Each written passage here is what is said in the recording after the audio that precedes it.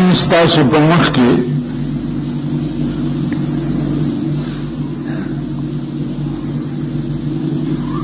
دا مارس کول شروع کړو چې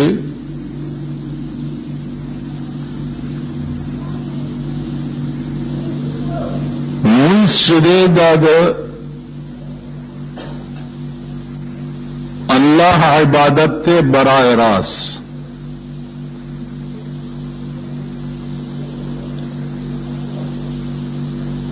اس پدی میز کے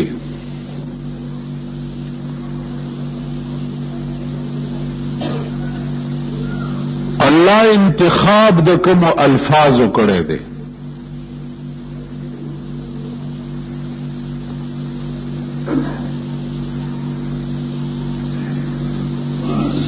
ځکه چې الفاظ خو ډېر زیات دي لیکن په دې منځ کې الله انتخاب د داسې الفاظو کړی دی چې هر یو لفظ ته عقل حیرانی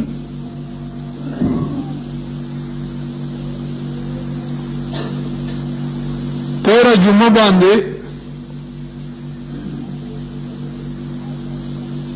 ما تاسو ته عرض کړم چې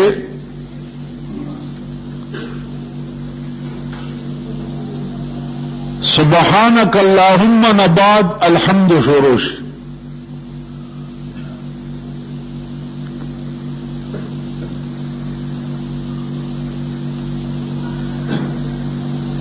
الحمد لله رب العالمين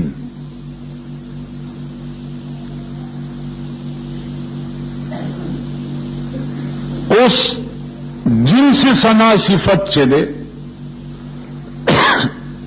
اغا اللہ لدے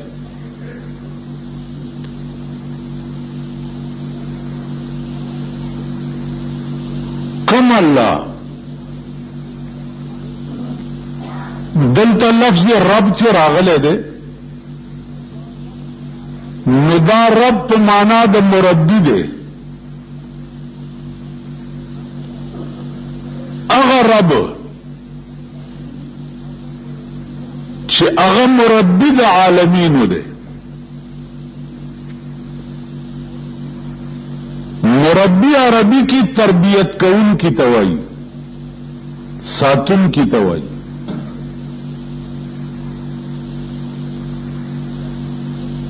عالمین جمع دا عالم دا عالم ما سو اللہ توائی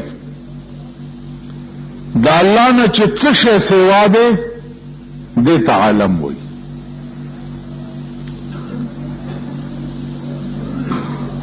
اس عالم ما سو اللہ توائی نداخو مفرد دے او عالمین صیغہ دے جمع راغلے دا عزیزانو دلتا دا جمعی صیغہ پہ اعتبار دا افراد و دا انواع و دا عالم سرد عالمین صیغہ دی دا پارا دا جمع راغلے دا چھے پا دا عالم کے گو عالم یو دے لیکن افراد و انواع چی دی پا دے کے لکن و کروڑون دی انسان یو نوع دا غوی بل دا میخ بل دا خر بل دے ماش بل دے مچ بل دے زمک بل دا اسمان بل دے وغیرہ وغیرہ دا ټول انواع دا عالم دی نو دلتا صیغه د جمع په اعتبار دا افراد و دا انواع دا عالم سر راغلی یعنی اللہ یوازی مربی دے انسان نہ دے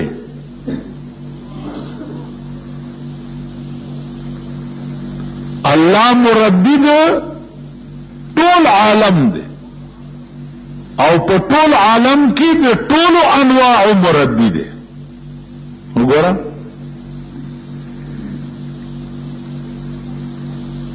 تو چه دا غنم دانا پا پٹی کے واچے د دې دانې لاندې په په دې ځمکه کې تربیت څوک کوي چې دنه بوټی جوړ کړي؟ څوک کوي؟ ته چې الوچا یا شلتالو یا ام یا کیلا یا څه د هغې د تخم ګټ کې په ځمکه کې واچي. اوس دې ګټ کې نه دا ونه څوک جوړوي بیا؟ الله. او بیا دې ونه کې دې پاڼو له رنګ څوک ورکوي؟ دا لاندې کم دوبي کېنولی دی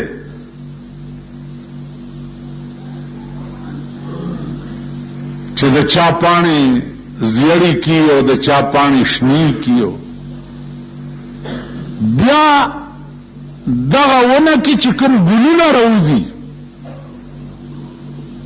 اولې ګل کی بیا میوه کوي. دا خپل رنگ درته اول په یو شکل کې وښي، د ګل په شکل کې. تا ته وایي چې دې ونې ته وګوره، دا د ځمکې نه راوویسته چا او بیا ونه چا کړه او بیا په دې ونې کې دا ګل چا جوړ کو او په دې ګل کې دا دومره ښایسته رنګ بیا چا واچول؟ دا چا کړي؟ عزیزانو د سوچ سے دا ټول کائنات ته، دا ټول عالم نظام چې دی دا ټول د سوچ شی دی چې دا چا کړي.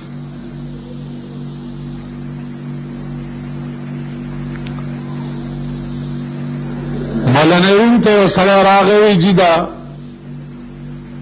پلاني سړي مخ ډېر ښایسته دی، زه پرې مین یم. هغه ورته وایي چې ته په دې سړي مین نه یې، دا مین په بل شي. هغه وایي په چې کوم شي مین یم؟ نو مولانا ورته وایي چې حسن خیش، حسن خیش از روی خوبان آشکارا کر گئی. حسن خیش از روی خوبان آشکارا کر گئی، باز بچشم عاشقان خود را تماشا کر گئی. اے اللہ، دا خپل حسن دی د معشوقو په دې مخ کې ایښی دی. که د چا سترګې ډېرې ښایسته وي، د چا د مخ بناوټ ډېر ښایسته وي، نو دا حسن په حقیقت کې د چا دی؟ نو مولانا روم وایي چې حسن خیش از روی خوبان آشکارا کر گئی. اے اللہ، دا خپل حسن دی د معشوقو په مخ کې ښکارا کړی دی. بیا دې څه کړي؟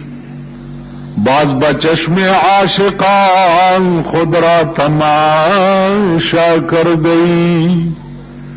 بیا دې د عاشقانو په سترګو اے اللہ د ځان نه یو تماشا جوړه کړې ده.